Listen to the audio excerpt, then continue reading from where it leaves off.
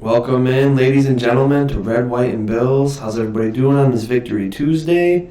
Got a little surprise to show you guys. As you know, the flag has gone to get autographed by, I got 3 signatures. So we got Jim Kelly right here. Then we got Jordan Poyer right here. And then Micah Hyde. So we now have 5 total signatures, and the goal is to one day get it all filled up. So that's that. I just wanted to show you that before we got started. Feels good to get a win off that bye after we had that tough, heartbreaking loss. And although the win was great, although it's nice to be 5-2, top of the AFC East, climbing for the top of the AFC, it was rough. It was a sloppy game.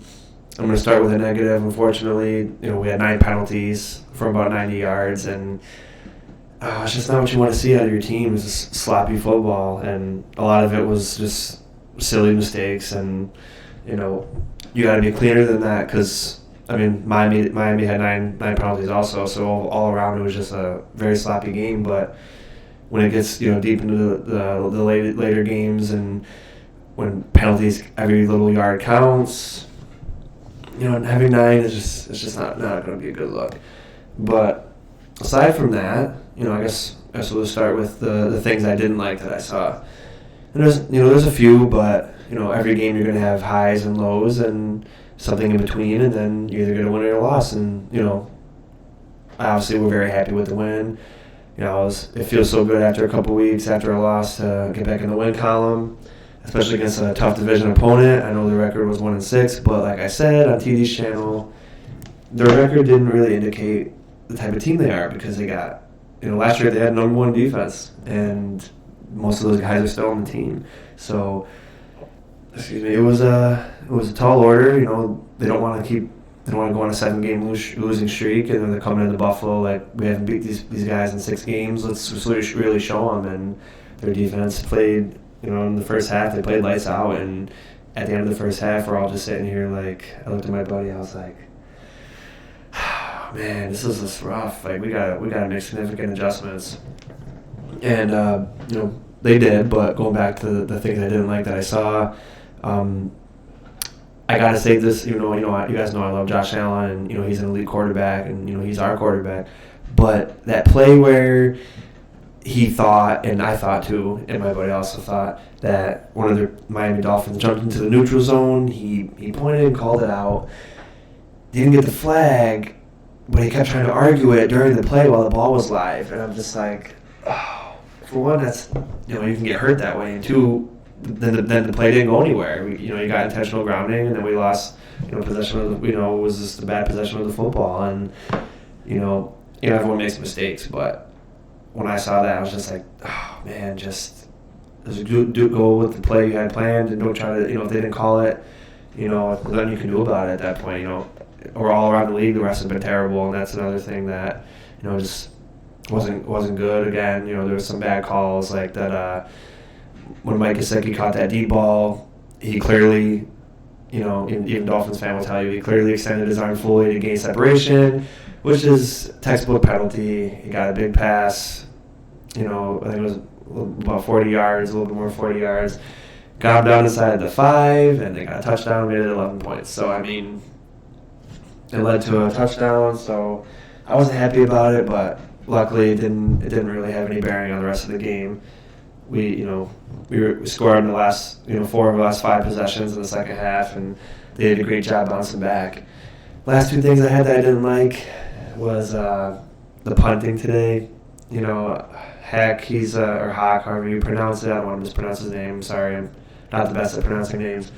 But he started off the game with a great punt. I looked at my buddy, I was like, oof. I was like, man, that was nice.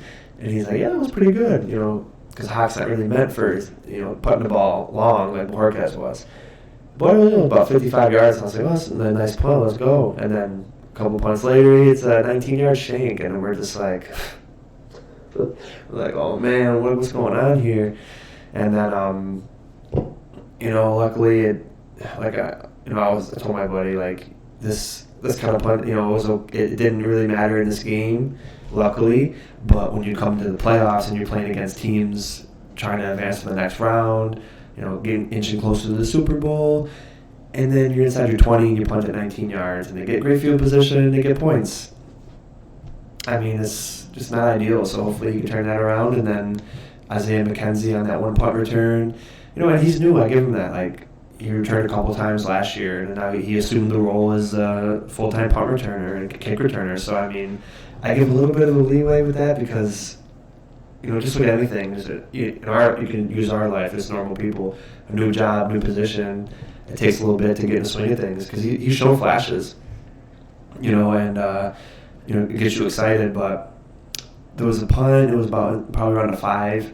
Instead of letting it go, letting it bounce to the end zone, it was the Dolphins were everywhere around the ball. So if he tried to catch it, he would have got hit. So he kind of turned his body a little bit. He got hit while the ball was coming. Luckily, it didn't result in a touchdown or a safety for the Dolphins, and the momentum carried it to the back of the end zone, and Jake Kumaro got on top of it, and it was a touchback. And that really saved us because that could have really changed momentum of the game because it was relatively close at that point. So, again, luckily, that didn't really have any bearing because it was just a touchback, but it could have been really bad. And we could be having a whole different conversation right now because, as you guys know, momentum is a funny thing. Just one play, in any sport or anything really, one little shift of momentum and everything changes. So, all right, enough negative. I'm not a negative person, but there's good and bad with everything. So we had to talk about it, But it was also a lot of good. Josh Allen, the whole offense, they had a really, really sluggish first half, and we're just like, in my mind, I was like, do I really want the first round bye in the playoffs if they're going to come out playing flat like this? But, of course, you want it because you want that rest near the end of the year. Sorry, my hand's just not right. And anyway, I digress. They came out in the second half. They made significant adjustments. They're moving the ball pretty well, pretty efficiently. They started getting Cole Beasley more involved with the short passes, which how many times, guys, do I say that? Get Cole Beasley involved, and then the offense starts moving. They're gonna do their best to lock down Stephon Diggs, and then somebody's gonna be open. And Beasley, 10 catches, 110 yards, and he did amazing. And he really ignited this offense. And Josh Allen finished the day with 69% completion rate. He had 249 yards passing, 2 passing touchdowns, a rushing touchdown, and 55 rushing yards. And as far as running backs go, it wasn't the best day for them, but again, I kind of put that on the offensive line, some of the running backs, but it just, for some reason, the offensive lines can't get into the swing of things right now, but that's okay because I think they'll get a hang of it because they have proven that they can play. But this defense, as great as the offense was in the second half, this defense was elite the entire game.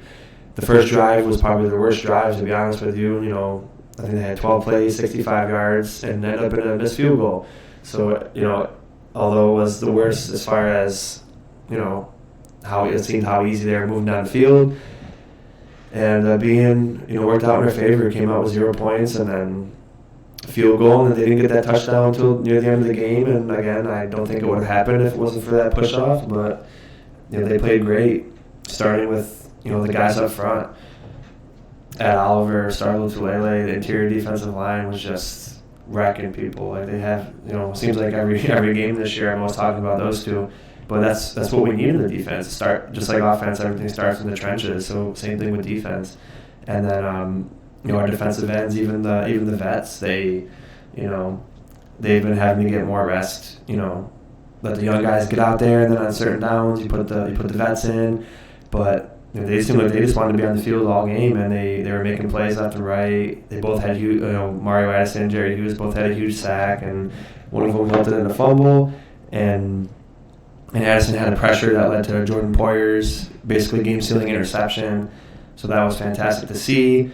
Buffalo covered the spread, even though it seemed like it was going to be a really tough game. And it was a tough game, of course, but we ended up winning by 15. And, it was just it was a great win. Of course we didn't. See, that's the thing as Bills fans. From what we've seen in the last 2 years with this electric offense, you're just like,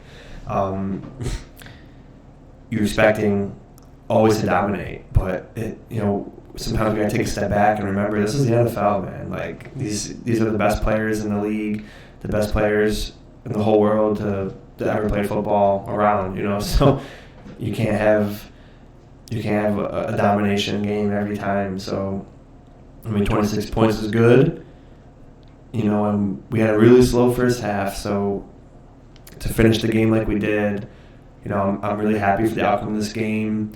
It's hard to beat division opponents, no matter what their record is, and especially for this was the 7th time in a row we beat Miami, and to continuously do that to a team in any sport is just really hard, and that's credited to the coaching as well as the players. And we're 5-2, sitting at the top of the AFC East, and again, like I said, we're climbing for that number 1 seed in the AFC. And next week we got Jacksonville. They're struggling. They're 1-6. New coach, a very young team. They got some stars, who I'll talk about in the pregame video, which I'm going to put out. I think hopefully Thursday or Friday, and then I'm going to see if I can get something else for you guys Saturday or Sunday. And I hope you guys like the new camera, the new microphone. Let me know how it sounds in the comments. If the microphone sounds off and I have to adjust it, let me know. No hard feelings. If the picture's clear and nice, let me know. I hope you guys like the cool autographs. I'm gonna keep getting that filled up, and then eventually I plan on turning our guest room into a half, little studio for me and get more Bills stuff hanging up because I got a bunch. And anyway, we're up to, last time I checked, 135 subscribers, guys. This is it's unreal to me to even. I didn't think I'd have ever to reach this amount. I know it sounds silly, I say that every time, but I really couldn't do this without you guys. I hope you guys enjoy this as much as I do. If you ever want to pitch me ideas or have live streams with me and talk about certain things, let me know. I'd love to have a conversation with you guys, and that's why I do this, is for you guys. And just want to thank you guys so much again. Always remember, go Bills.